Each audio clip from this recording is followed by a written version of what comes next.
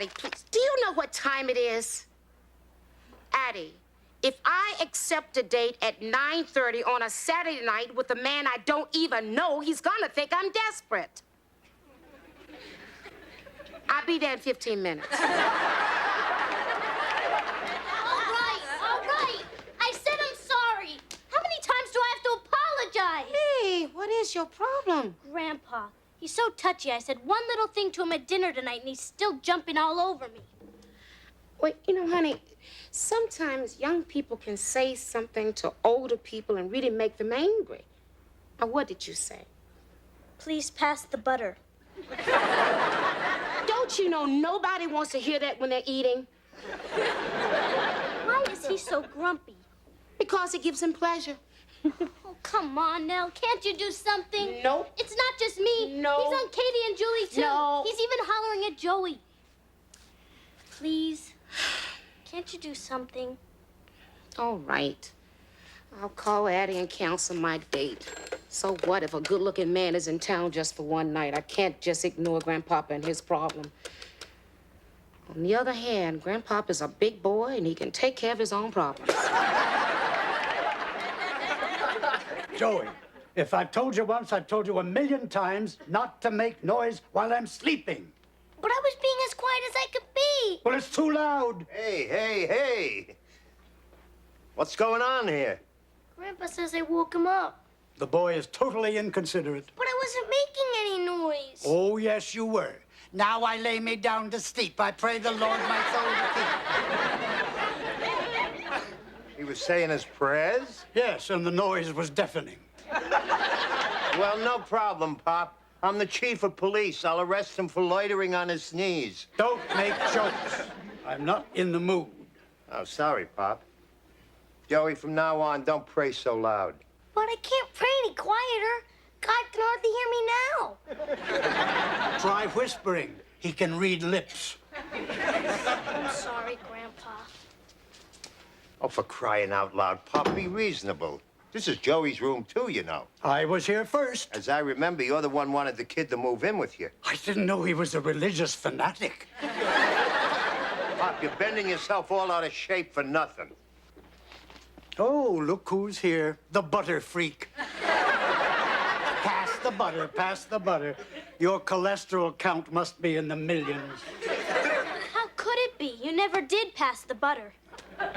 Pop, what's wrong with you? There is nothing wrong with me. Oh, don't give me that. You've been ranting and raving like a maniac. I always thought I could count on you for a level head. Well, don't count on me. I don't want anyone to count on me. You live your life, and I live mine. Okay, if that's what you want, that's what you got. But while you're living your life, could you hold it down? There are other people here trying to get some sleep, too, you know. Could you sleep with that racket going on in there? Just listen to that. Listen to what? Joey brushing his teeth. The minute I drop off, all I hear is... Well, what do you want me to do? Put a silencer on Joey's toothbrush? Grandpa, he's just a little boy brushing his little teeth. Little teeth, his little teeth. Oh.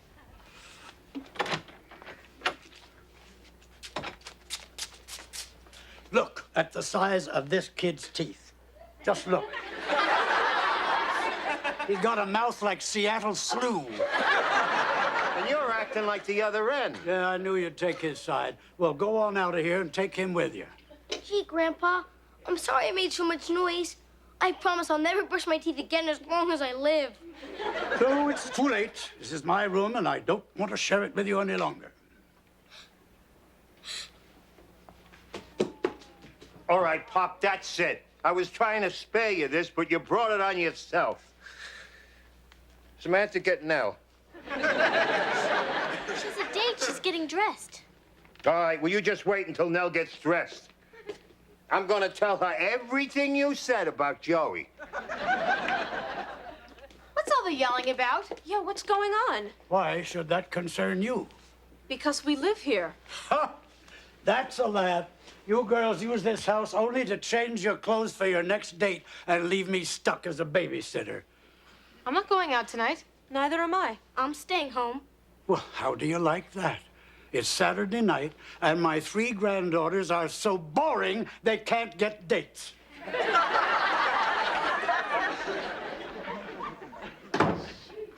I can't believe he actually threw Joey out of his room. What? Why is he so angry? Beats me. I felt great when I threw you out of my room. Where's your grandfather? He's in the bathroom. Okay, you're lucky. Nell's still getting dressed. But you're gonna listen to me. And you're gonna listen to me good. Grandpa threw me out of his room. Oh, honey, he didn't mean to. He's just probably having a bad day. He doesn't like me anymore. Come here, baby. That's not true. Grandpa loves you very much. You know what? I'm going to get the chief to talk to him. He'll listen to the chief, okay? Blow it out your ear, Carl. No. Can you get somebody else to talk to Grandpa? Can't I go anywhere in this house without seeing this kid? Look, it's Saturday night. Why doesn't he hang out on some street corner like a normal kid? No, Grandpa, I'm going to get the chief to talk to you. Yeah, he already did, and I cut him out of my will. Grandpa. Nobody tells me what to do. And I want to warn you, Nell, one more word from you, and you're out of my will. You can kiss my Philco radio goodbye. Stubborn old goat. I heard that. You're out of the will. Okay, all right, Grandpa. When things would go wrong in my family, my mother would sit us down, and she would play the piano and sing us a happy song, and we would all feel much better. And your family would sit still for that? Yes, and so will you. Now sit. Smile, though your heart is aching. Smile, even though it's breaking. Although a tear If may your mother be... sang that, I don't wonder you left home at 17. Smile the sacrament, smile for the sacrament, smile and stick it. Maybe I should have done zippity-doo-dah. Well, you tried your best, Aunt Nell. Don't worry, honey. You know what? We just have to give Grandpa a little room. He's got the whole room to himself now. But no, that's not what I mean. You see, everybody has their problems, and, they have to work on them. Grandpapa has to work on his problems, and I got to work on my problem. What's your problem? My date. How do I get on a bus in this dress? Never mind. You're damn right I'm not letting up, Pop. I'm not leaving you alone until we've talked this out. No need to talk. It's over. It is? Yes. For the first time in your life, you're right. I am? Yes. I've upset everybody, and I want to apologize to you, son. You do? Yes. I promise I won't make any more trouble. You won't? No. The least I can do is stay out of your way. Oh, come on, Pop. You're not in the way. It's just that with 7 people in the house, we've got to get along together. 6, I'm leaving. Leave it? Where would you go? To a retirement home. Pop, that's the dumbest thing I ever heard. You really believe that, son? Yes, I do. Good. Then I made the right decision.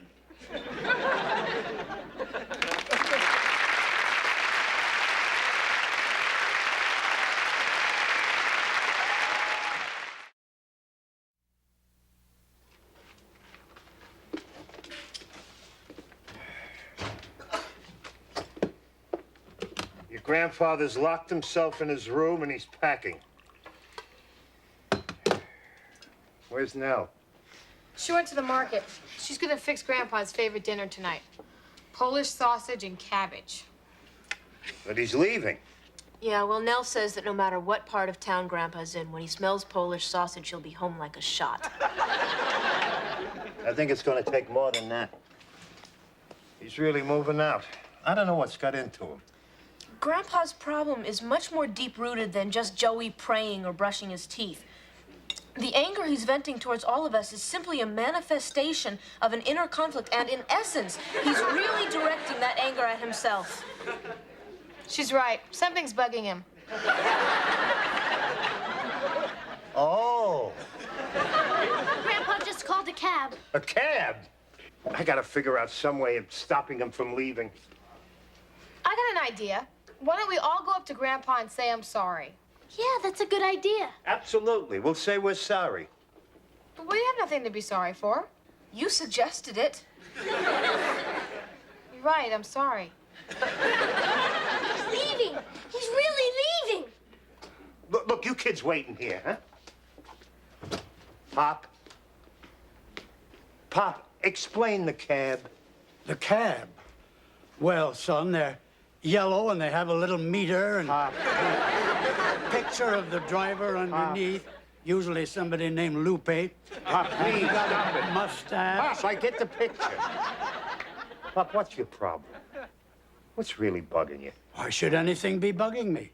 I haven't got a worry in the world. You see, I've got nothing. And when you have nothing, you got nothing to worry about. I need a change, so I'm leaving. Pop, I'm asking you to stay. Oh, forget it, Carl. It's been nice living with you. Damn it, Pop, if you wanna, I'll beg you to stay. I'll get down on my knees and beg you to stay. Look, I'm on my knees begging you to stay. That must be my cab. Simpson. Hiya, Grandpa. Oh, the family that prays together stays together. Somebody here call a cab? Simpson, are you the cab driver? Oh, yeah. I moonlight on my day off. I drive a cab belongs to a guy named Loopy. Simpson, I want you to drive me to the Glenlawn retirement home. I'm moving in. Oh, you'll like it. It's beautiful. They got a lot of green lawns and a duck pond with real ducks. And at night, it's so quiet, except during the duck mating season. Simpson, would you wait outside in your cab? All right, Chief. Don't worry, Grandpa. I won't put the flag down, huh? Carl, like it or not, I am moving into the Glenlawn retirement home. Well, I hope you got a rich relative that I don't know about because I can't afford to keep you there. Well, I'll make some sort of a deal with them. Do odd jobs, mow the lawn, Pop, feed nobody the ducks. ever worked his way through a retirement home. They don't want somebody to do odd jobs. They want $1,500 a month. And you still have to put quarters in the washing machine. I'll think of something. No, you won't, Pop. You've lived a long time, Pop. You know by now that you can't do anything in this world without money.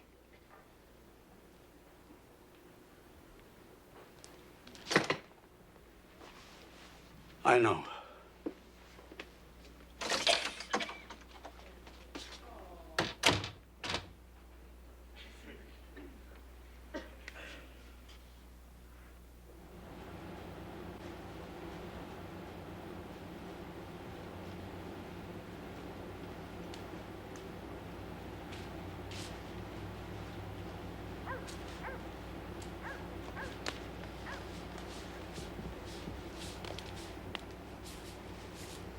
Grandpapa, what are you doing here?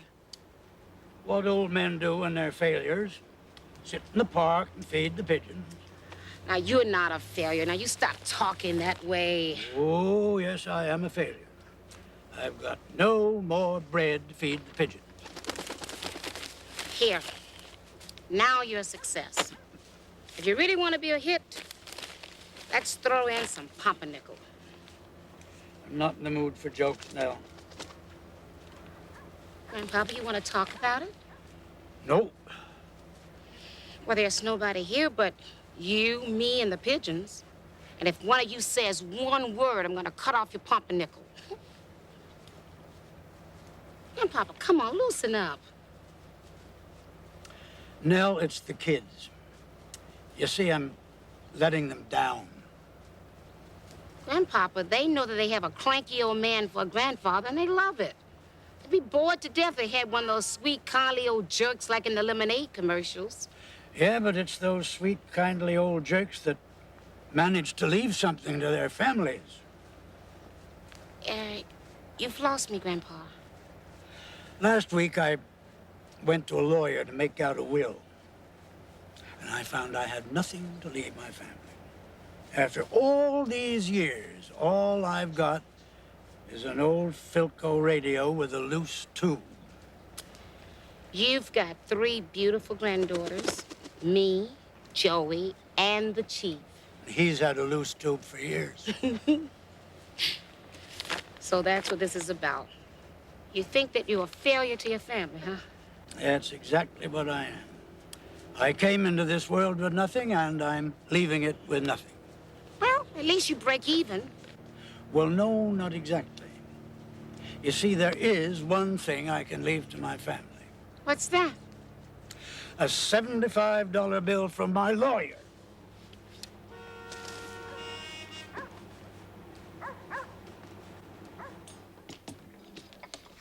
Oh, thanks, Sam.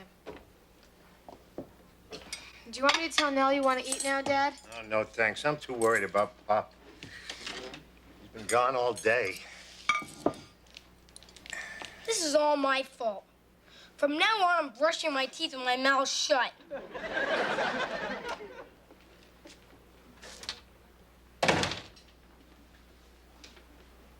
Hi, Pop. Are you back, Grandpa? Yeah. I went for a walk and got way over to the other side of town. And then, I don't know, sounds crazy. I got a whiff of Polish sausage, and here I am. Oh, we're glad to have you back. Yeah, we missed you, Grandpa. You're glad to have me back. Did Nell tell you my problem? What problem? Well, if she didn't, I better tell you myself.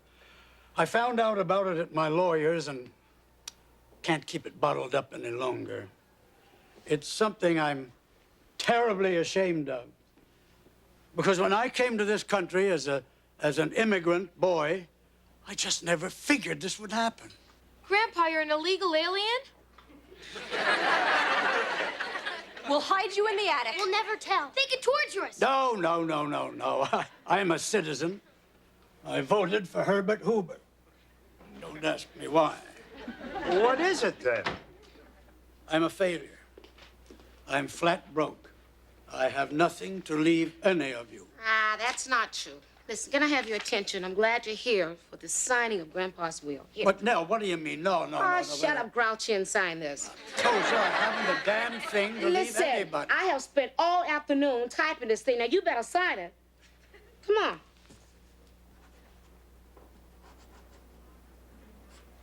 All right. Now, read. I, Stanley Kaniski, being of sound mind and body, bequeath to my Fernley. No, that's supposed to be family. Well, I'm a lousy typist. Bequeath to my family the following. Okay, give it here. Samantha, read. To my youngest granddaughter, Samantha, I leave you my sense of humor, my honesty, and my cuteness. These are valuable things to have. Because if humor and honesty get you into trouble, you can always fall back on cuteness. Pass it, Julie. To my middle granddaughter, Julie, I leave my curiosity, my thirst for knowledge, my desire to know what the world is all about. But I hope she's learned from me that sometimes it's better to be lucky than smart. After all, I was lucky enough to marry Mildred Wojcicki and have a family. 3 wonderful granddaughters and an average son.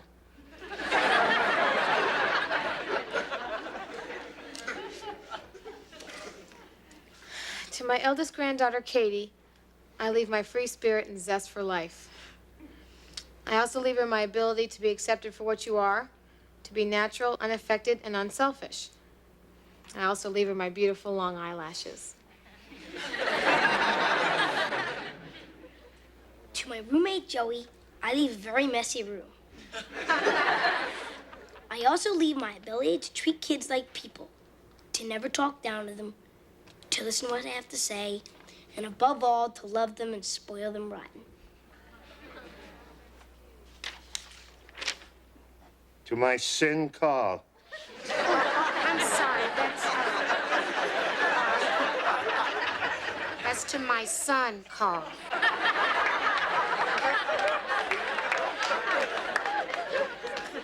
I leave my grouchiness, my stubbornness, and my talent for hollering at his family with love and affection. To Nell Hopper, I leave my talent for being a good friend. I also leave her my knack for knowing when to give advice and when to butt out. In addition to the above, I also want to leave Nell something near and dear to my heart. My old Philco radio with the loose tube.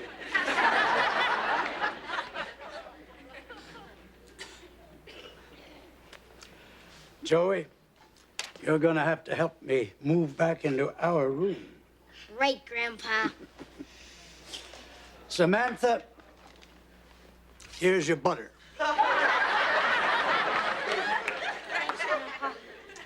Now, you girls, you go ahead and make all the Saturday night dates you want. The babysitter is home.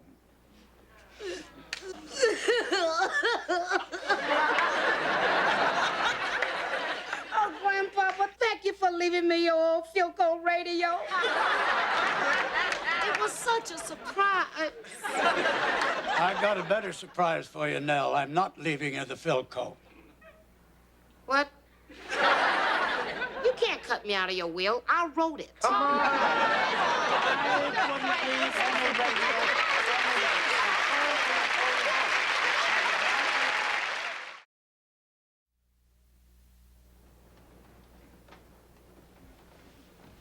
Nell, is there any sausage left over? Gee, hold it down. What's the matter? Well, let's just not keep up in the noise now. I got peace and quiet with the odd couple. They're okay, huh? Oh, Chief, it was just like old times. I peeked into the room, and Grandpapa was reading Joey a bedtime story. He fell asleep right in the middle of it. Joey always falls asleep with a bedtime story. No. Grandpapa fell asleep. Well, I hope Joey doesn't wake Pop up again. I wouldn't worry about it. Joey promised that it was going to be extra quiet. There will be no noise in that room tonight. Good.